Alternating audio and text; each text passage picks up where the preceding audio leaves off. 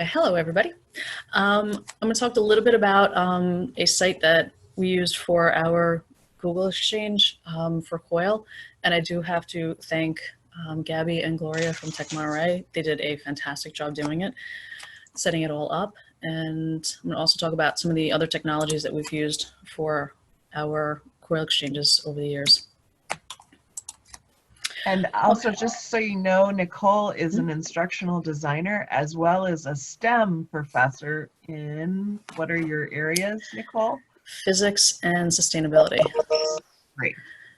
So the big thing when you're dealing with COIL or any virtual exchange is, what are you trying to convey? What are you trying to teach? And I always tell people, let the technology guide you, not lead you.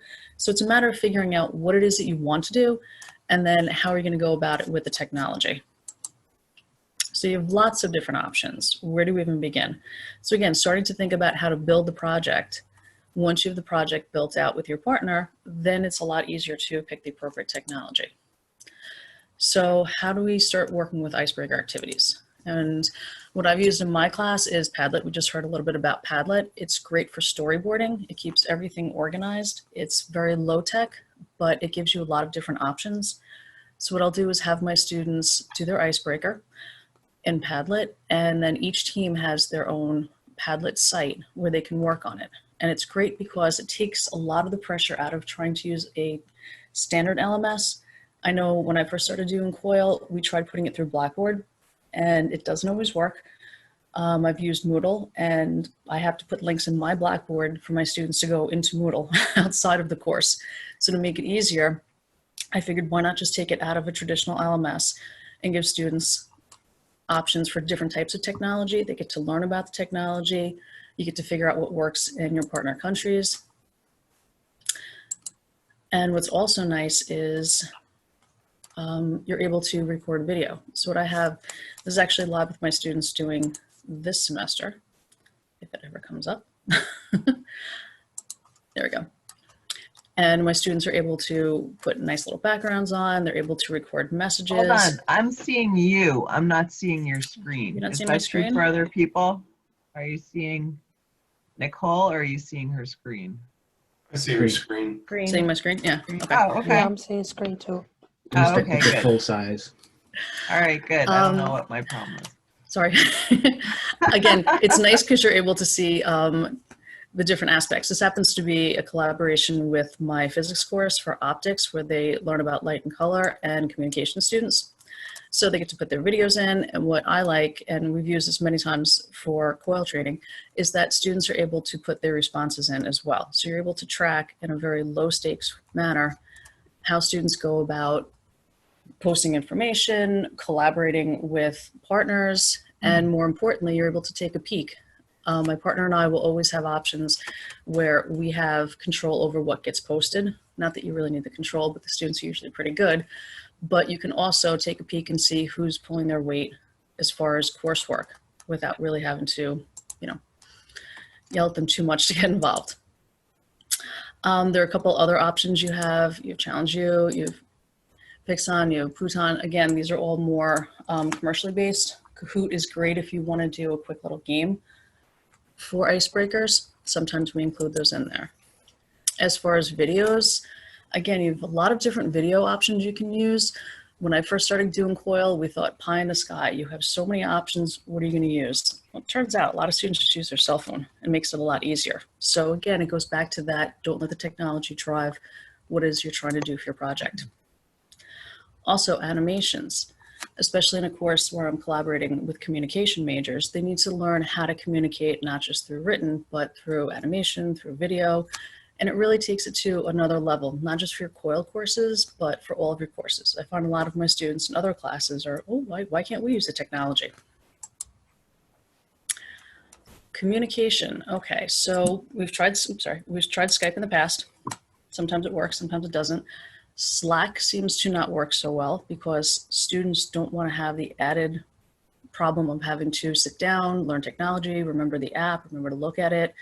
I know my phone constantly goes off with WeChat and Slack messages that I don't necessarily follow. It's a lot easier just keeping it all in one or two different types of technology.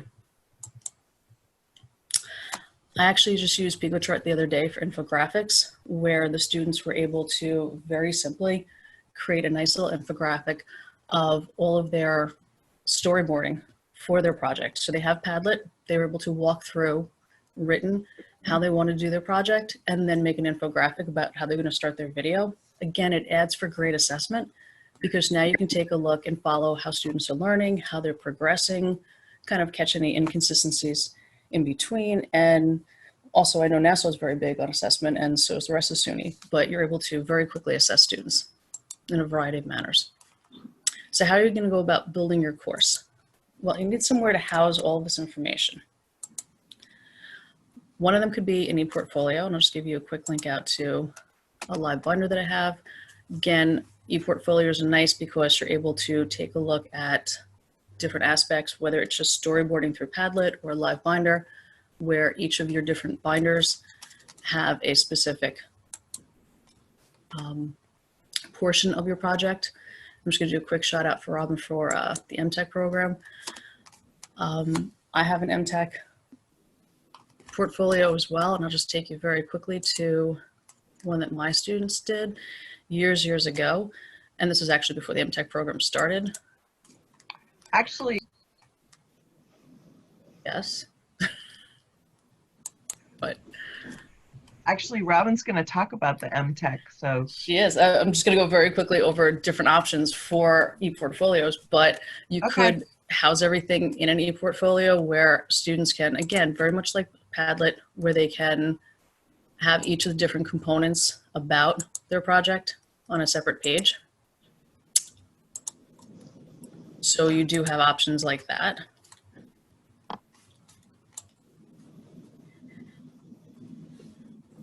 Skip a little bit. And then probably the easiest one would be to use collaboration tools through Google Apps. So the Google Apps you can do, again, just documents, which is great because you can put everything written, slides for PowerPoints, sheets and forms for any of your other information that you need, but more importantly, sites. And again, I do have to thank Gabby and Gloria for their wonderful work doing the Google site. So what they were able to build for us last semester, we did a collaboration between Tech Monterey and SUNY Nassau and SUNY Broome. And we did a Trident coil where we looked at global mobility. And it's nice because we have a whole welcome page. We have a welcome video with each of the different faculty members explaining what COIL is, the benefits of participating, information about each of the campuses, the main objectives for our COIL project. by any chance, do you have a slide of that, of what it looks like? This is actually live. This is what ours looks like right now. This is from last semester. I think the site is not showing. Yeah, it's not The showing. site We're isn't just, showing? we're just seeing the icons of the different apps. Nicole, it seems like you might need to share your entire desktop as compared to just the browser. Yeah. I did, but here, let me see if I can do it back again. Oh, I don't think we went with the link with you. We stayed in the presentation. That's why. Okay. And your time is almost up, unfortunately. But let's see what this looks like. Okay, very quickly, I will share out my desktop then. I'll just share the link in the chat. That is an example that we had with the School of Education. So there are the section that we use to include the objectives and all the activity description.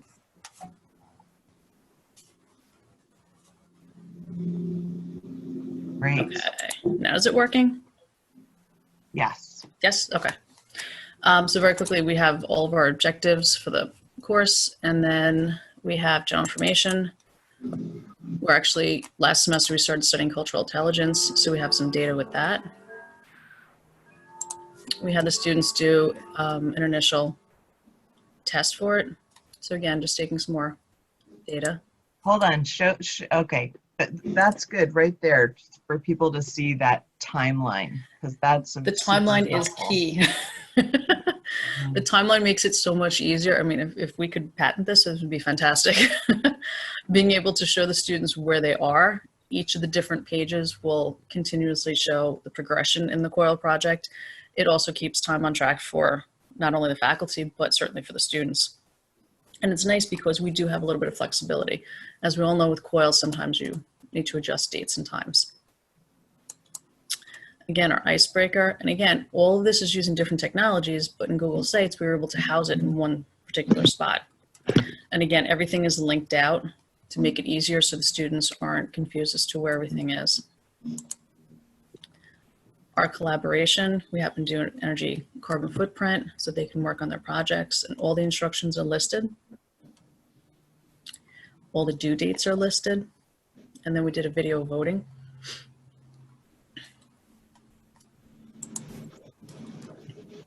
And again, you can see it walks you through the survey, the welcome, the icebreaker, their activities, all the way through the reflection, and they did a reflection board. Again, all of that was done in Padlet to make it a little bit easier. So we were constantly able to monitor what the students were doing and constantly able to pick up on any issues that could possibly happen. And then we had live meetings and the dates for it. And did you use Google Hangout for the meetings, or you used We something use Zoom. else? You We used use Zoom. Yeah. Okay, so that's your time.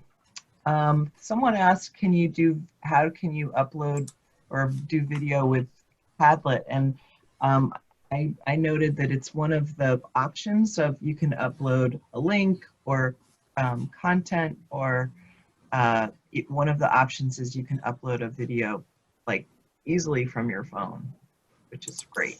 Yes. All right. Well, thank you. And we'll have some time for more questions at the end, or if you have questions, please go ahead and stick them in the chat.